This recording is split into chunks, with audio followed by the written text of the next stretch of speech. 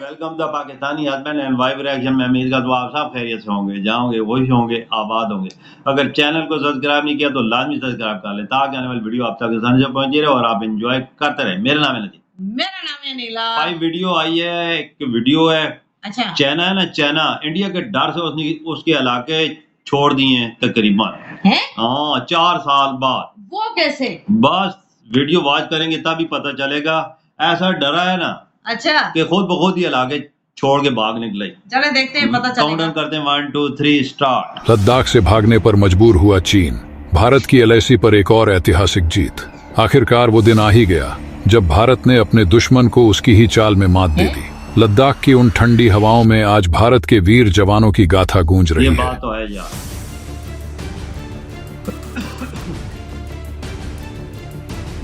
जहां कभी दुश्मन अपना झंडा गाड़ना चाहता था, वहां आज तिरंगा अपनी शान से लहरा रहा है। 4 साल की रणनीति का नतीजा, भारत की बहुत बड़ी जीत।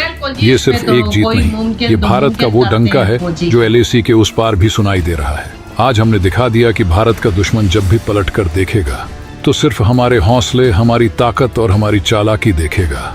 चीन ने कबूल की हार, पीछे हटा ली अपनी फौज गलवान घाटी से। अब भारत का पूरा फोकस पाकिस्तान और पीओके पर। जिस वक्त दुनिया के कई देश अपने आर्थिक संकट से जूझ रहे हैं, भारत एक नए सफर पर निकल चुका है। अब हमारा ध्यान एक और मकसद पर है, पाकिस्तान को उन हिस्सों से अलग करना जो हमारे हैं। आने वाले 2-3 सालों में भारत कर सकता है दुनिया की ताकत को पीछे। ये वो समय है जब भारत के हाथ में है दुनिया की तकदीर बदलने का मौका। हमारी प्लानिंग, हमारा हौसला और हमारी रणनीति दुनिया की सबसे बड़ी ताकत बन सकती है। ये सिर्फ एक जीत नहीं, ये भारत का एक नए दौर में कदम है। आखिर क्या है, पूरी अपडेट जानेंगे आज की इस वीडियो में। लेकिन वीडियो में आगे जाने से पहले भारत की इस जीत के लिए वीडियो को लाइक करके कमेंट बॉक्स में जय हिंद जरूर लिखें। याद रहे जय हिंद कहना हम सब के लिए गर्व की बात है। 4 सालों के लंबे धैर्य भरे इंतजार और कई बार की कड़ी जद्दोजहद के बाद आखिरकार लद्दाख और चीन की सीमा से एक ऐसी खबर आई है जिसने न केवल भारत को राहत दी है बल्कि इसे एक बड़ी कूटनीतिक जीत में भी तब्दील कर दिया है। आज जिस संकट की वजह से पूरी दुनिया थरथरा रही है, उसी संकट में भारत ने अपनी बेजोड़ चतुराई का परिचय देते हुए चीन को एक ऐसा झटका दिया है जिससे भारत की ताकत साफ तौर पर नजर आती है। चीन की विस्तारवादी नीति का जवाब देने में भारत ने जो सफलता हासिल की है वो आने वाली कई पीढ़ियों के लिए एक मिसाल बनेगी। भारत के लिए आने वाले 2 साल बेहद निर्णायक साबित हो सकते हैं अगर हमने इस समय पश्चिमी देशों की आर्थिक और राजनीतिक कमजोरी का सही ढंग से फायदा उठाया और दुनिया भर में छिड़े युद्धों से खुद को सुरक्षित रखते हुए सही समय पर सही फैसले किए तो 2024, 2025 और 2026 भारत के इतिहास में स्वर्णिम अक्षरों में लिखे जाएंगे। यह वो साल हो सकते हैं जब भारत ने खुद को एक महाशक्ति के रूप में स्थापित किया। अब असल खबर पर आते हैं। जैसा कि आप स्क्रीन पर देख रहे हैं, चीन ने अंततः अपनी सेना को गलवान घाटी समेत लद्दाख के 4 बेहद महत्वपूर्ण क्षेत्रों से पीछे हटाने का फैसला किया है। ये वही गलवान घाटी है जहां 2020 में भारत और चीन के बीच हिंसक झड़पें हुई थी। लेकिन आज चीन ने खुद अपने मुंह से ये बात कबूली है कि वो अब भारत के खिलाफ सीधे सैन्य टकराव से पीछे हट रहा है। ये महज एक सामान्य खबर नहीं है, ये उस देश की हार है जिसने सालों से एशिया पर दबदबा बनाए रखने का सपना देखा था।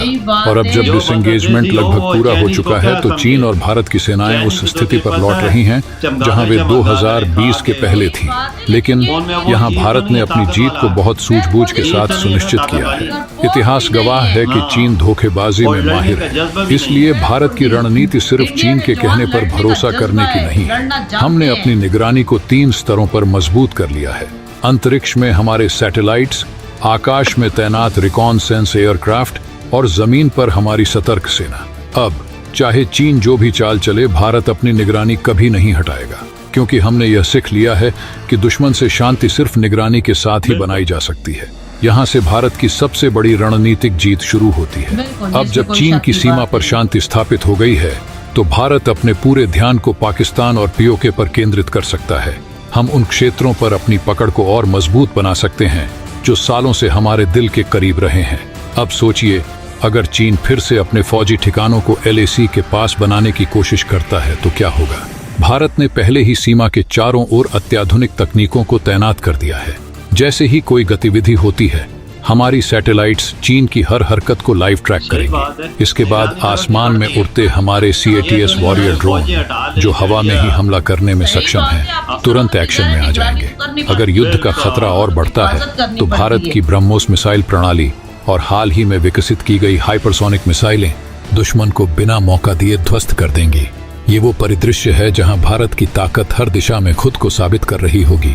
दूसरी ओर पूरी दुनिया के कई देश इस वक्त गहरे आर्थिक संकट से गुजर रहे हैं। अमेरिका कर्ज में डूबा हुआ है, यूरोप यूक्रेन युद्ध में फंसा हुआ है और चीन खुद अपनी आर्थिक और आंतरिक समस्याओं से जूझ रहा है। ऐसे में भारत की 8% से अधिक की आर्थिक वृद्धि उस गति से बढ़ रही है जिससे पूरी दुनिया अचंभित है। जिस वक्त बाकी देश अपनी अर्थव्यवस्था को बचाने की कोशिश कर रहे हैं, भारत इस मौके का लाभ उठाकर वैश्विक निवेशकों का ध्यान खींच रहा है। अब सोचिए, अगर हम आने वाले 2 से 3 सालों में अपनी आर्थिक नीतियों को और बेहतर करते हैं और दुनिया भर से निवेशकों को अपनी ओर आकर्षित करने में सफल होते हैं, तो हमारी अर्थव्यवस्था को ऐसा बूस्ट मिलेगा जिसकी वजह से भारत केवल एक आर्थिक महाशक्ति नहीं बल्कि एक संपूर्ण वैश्विक शक्ति के रूप में उभर कर सामने आएगा। 2024, 2025 और 2026 वह साल बन सकते हैं जब भारत ने न केवल अपनी सीमाओं को सुरक्षित रखा बल्कि अपनी आर्थिक ताकत का भी लोहा पूरी दुनिया को मनवा दिया। अगर हम इस समय अपनी चाल सही से खेलते हैं तो आने वाली पीढ़ियां इन सालों को गर्व के साथ याद करेंगे, क्योंकि यह वो समय होगा जब भारत ने अपनी असली ताकत दुनिया के सामने दिखाई। तो दोस्तों, आज की इस वीडियो में बस इतना ही।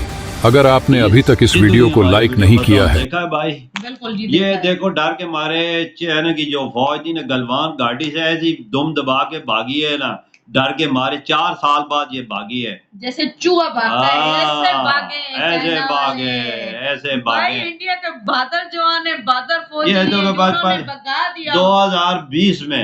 अच्छा, इंडिया फौज ने डंडों से मारा था और अच्छा। कम से कम 300-250 थे, ऐसा भगाया था ना जैसे भेड़ बकरियां ना हो, अच्छा। ऐसे मार मार के उनको भगाया था। अच्छा, ऐसे डर के वो भाग गए थे। डंडों से मारा था, डंडों से। और किस चीज ने? डंडों से। इतने डरपोक से वो भाग गए। डरपोक कॉमेंट। भाई इंडिया के और आप देखो ऐसा टाइम आ गया कि इंडिया ने कुछ किए भी नहीं है, खुद ही ऐलान कर दिया, सब कुछ छोड़ दिया है। जिधर इंडिया के इलाकों पे कब्जा क्या किया हुआ था, जिन इलाकों पे ये तैनात था, बहुत जगह छोड़ के पीछे हट गए। इतने डर के मारे भागे, जैसे वो कहते हैं ना चूहा धूम दबा के भागता है, वैसे फिर भी देखा जाए तो इंडिया को अपनी सरहदों की और निगरानी के लिए फौज तो तैनात रखनी पड़ती। क्यों? निगरानी तो लाजमी ना। चाइना पे तो एतबार तो नहीं किया जा सकता ना कि सरहदों को खाली, जायलोसी को खाली छोड़ दो।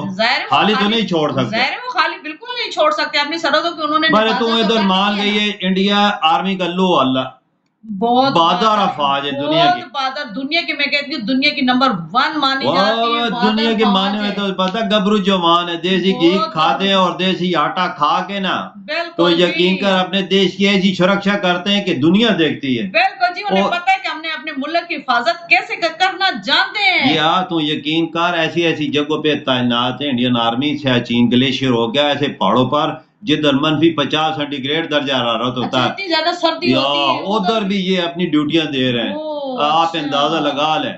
फिर माशाल्लाह, मैं कहती हूँ इनको तो सलूट करना चाहिए भाई। अपने मुल्क की किस तरह सरहदों में किस तरह हिफाजत कर, इतनी सर्दी होने के बावजूद अपने मुल्क की इस तरह हिफाजत कर रहे हैं। मैं कहती हूँ लो ये हिफाजत करते हैं लोग, सुकून की नींद सोता है ना अपने देश में। ये सरहदों पे ना होते फिर बंदा सुकून की नींद सो सकता है।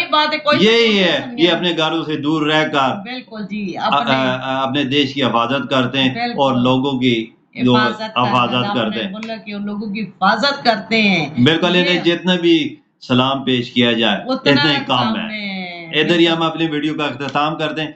अगली नेक्स्ट वीडियो में फिर मिलेंगे, तब तक बाय।